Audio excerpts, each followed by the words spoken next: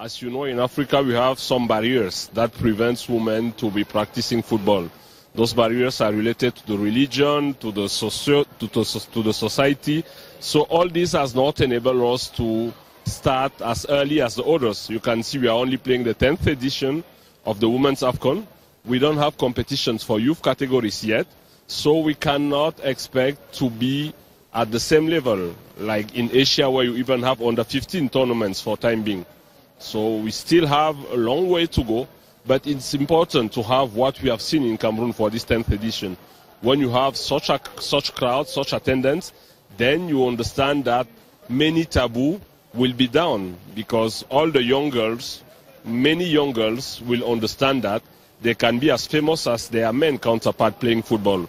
When you walk along the street, you can see all the advertising board with the pictures of those young girls playing for Cameroon teams, and who appears to be even more loved than men team today. So it's quite important to break down barriers and to make at CAF level understand that there is a need to speed up things and to try to copy and paste exactly what we have at men's level. We need youth categories, because nowadays, as you could have observed before, you were having countries where the same players are playing under 17, under 20, and even the national team, because they don't have time to mature. So we have to put all the steps and as well make sure that at least we have 20 to 25 countries with an average level to try to build a kind of Champions League for women. So all those projects are in the pipe, and members of the Women Committee at CAF are understood that there is an emergency, there is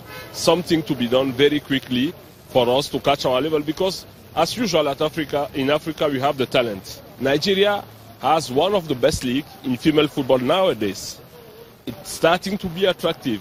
You have some governors really dedicated to female football, and elsewhere in Africa, to have the local community support, to have the governmental support, because for time being, sponsors, companies are not really in women's football.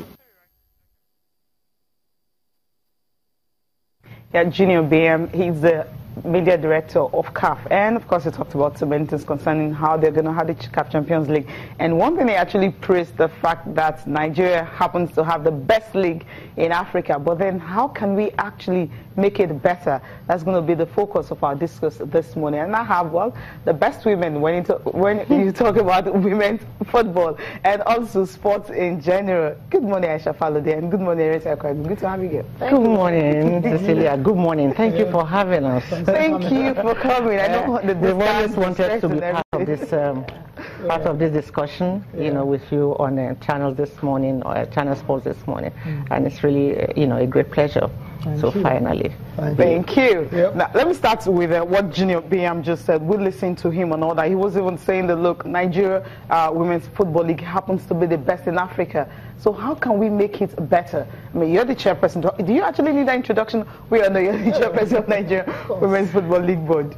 Yeah, what Junior said is very correct. We are not only the best, we are also the oldest in Africa. Our league is the oldest. It started since 1991, you know, when Henrietta, from being the coordinator of the female football interest group, as it was known then, which was the fulcrum for the, you know, the creation of the Nigerian Women's League, started the movement for the league. You know, from then till now, we've made so much progress, but the progress we've made, we would say, haven't really yielded the result that is commensurate with the length and the number of years that we have spent in playing women's league on the continent.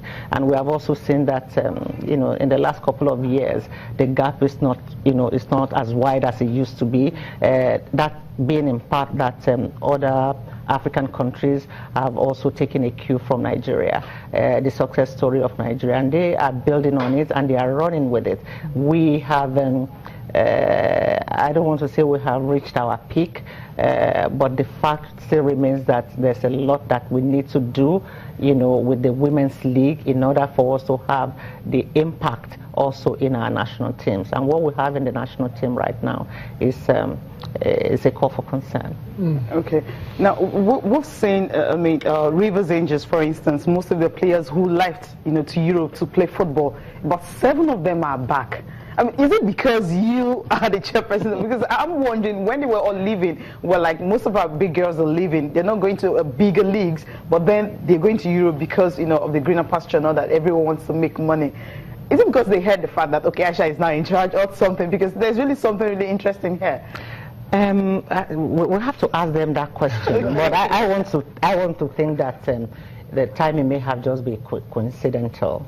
We know that what we have done with the Women's League from January till now, when we were inaugurated, was to say that we have done the same thing, you know, over and over, and with the same result, and that result is not pleasing, and that we needed to change our approach, we needed to change the strategy, and we have been able to identify those things that we think are hindrances to the growth and development of the competition, the Women's League in Nigeria. One, that it was poorly funded. Two, that the clubs didn't have a properly defined, you know, rules and regulations, that sanctions were not being applied where rules have been violated or infringed, and that you had a league which calendar was uneven, and sometimes you don't even honor your own matches even when you play at home. Players' wages and remuneration were very, very poor, and where they are paid, the payment is not on time, and the welfare is also, you know, is appalling. And we called the Congress and we told, I think most of this was, you know, just dialogue. We explained to the clubs, if you want us to help you, because we are independent. By the way, I'm independent chairperson. That means that I don't have any affiliation to the club. And anyone who wants to give the best to the clubs will be somebody that has no particular interest other than the general interest of the clubs as a total. And I told them, we said at the Congress, we are going to set a timetable. You are going to be part of the decision to set this timetable. It means that the implementation relies on you. It means that the sanctions we put in place here for violations of this timetable, you will bear the burden. We told them that if you do not honor your matches, these are the consequences. And you know, when you have new rules and regulations, compliance is a big adjustment issue for clubs, but you also give them the road path to the compliance and how it will be easy for them. We said you have not been able to honor some of your own matches even when you play at home. The question of indemnity was a huge concern for them. And we said, look, we have our big brother, the Professional Football League for the men. They have offered to take off the indemnities of match officials for the Women's League, and I think for also the NNL and the NLO. So we say thank you to them for that. We are going to bear that responsibility. So there's really no cause for you not to be able to honor your own home games.